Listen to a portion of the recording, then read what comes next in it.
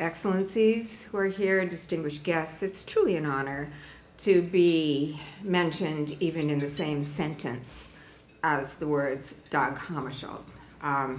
Thank you, UN Press Club. Over the past years, I've traveled a lot in my capacity as a UNICEF Goodwill Ambassador and also on my own. My focus has been on nations in Africa that are being impacted by conflict. One of my earliest trips with UNICEF was to Angola, just weeks after the signing of a fragile ceasefire. 27 years of war had decimated the entire infrastructure. The place was littered with landmines.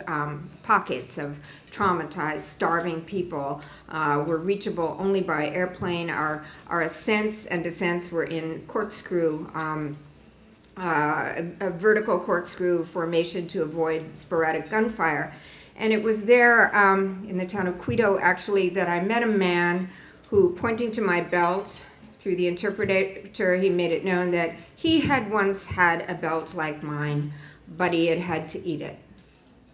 That was 2002, the year I met the man who ate his belt. Encounters like that can rearrange a person. Our meeting occurred in what was left of the town of Quito, a place where many thousands had died from fighting and from starvation. Not a single building was left standing.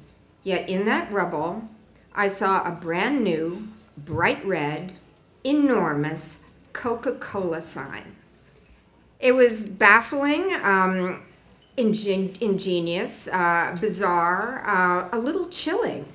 Starving people in the ruins of Quito, if they but had the coins, could buy a Coke.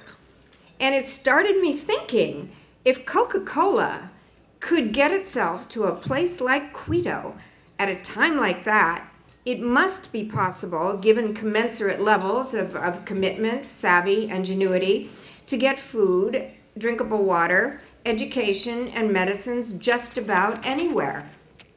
Now, I'm certainly no expert on development issues, but that Coke sign is confirmation to me that in this world there is no acceptance, no acceptable reason for children to starve, to have no education, to be drinking dirty water, to die of HIV/AIDS or malaria, or to be sentenced to a life of pain and disabilities because they didn't have the same polio vaccine that's been available to me and my kids in the developed world for more than 50 years.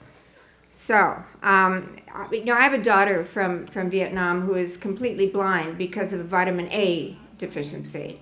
I have a son from India who is completely paraplegic as a result of polio. It is an outrage.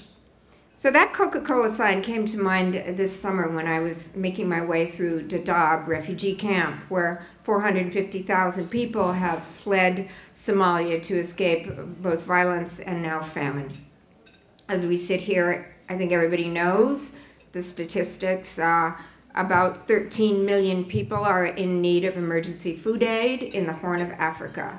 75,000 are sure to die if that aid doesn't come through in the next several weeks. The enormity of this catastrophe seems to have caught aid groups by surprise. It shouldn't have. Droughts are coming with greater frequency, but famine is preventable if we help farmers structure effective irrigation systems, plant crops that can withstand drought, there are such crops, and improve methods of stockpiling grains. The violence is another matter. In eastern Congo, there are abundant natural resources. Just about anything will grow, but people have been separated from their fields and have been in flight mode since 1994, when there was genocide in neighboring Rwanda. Upwards of 5 million, many people say millions, upwards of that 5 million, have perished in the Congo because of the violence. Honestly, I lost count of the women and children I met who had been raped. A woman told me that after her husband and 2 children were shot, she was gang raped. And if that weren't enough, the men pounded her legs to pulp with their rifle butts. In 2004, I first traveled into the Darfur region of Sudan, entering an inferno that honestly words cannot convey. Bombings and attacks upon villages were ongoing. Families were on the run. People were sheltering under scrubby bushes, terrified, dazed, surrounded by their attackers. I traveled from camp to camp where people were eager to convey their stories of loss and terror, of torture, rape, of beloved homes and carefully tended fields, ablaze, of lives destroyed. I met, back to one woman, I read the statistics. If you bring it down to one, people can identify more. I met a woman named Halima who gave me this that I don't take off. It's a hijab, and a lot of people know that word. It's a protection amulet. And under a bush, sheltering with those members of her village that had survived, I met this woman, and her name was Halima. And she insisted that I have this. Now, she had nothing. She was in flight mode, and yet she insisted that I have something of hers for my protection. I who could offer her no protection. She told me that she had been wearing it on the day, 6 days earlier, when her village had been attacked. One can scarcely imagine the terror of bombs falling from a silent sky every day. It's not a sky that planes cross in the west of Sudan and Darfur. Suddenly bombs raining upon families as they slept, as they pray, as they cooked breakfast, as they were going out to tend their fields, as they were going to school.